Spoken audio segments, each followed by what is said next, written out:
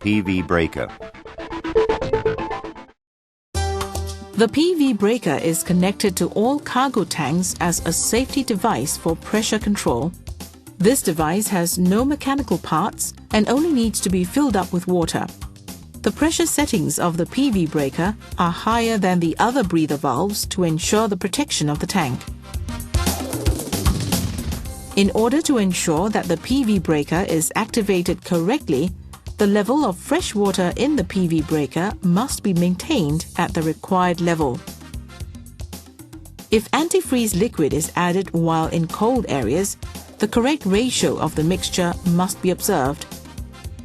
Check the water level in the PV breaker during the ballast and laden voyage under atmospheric pressure with the PV breaker isolated from the cargo tank. The sight glass must be cleaned and the level scale must be marked distinctly. The PV breaker also has a flame screen which must be checked and maintained periodically.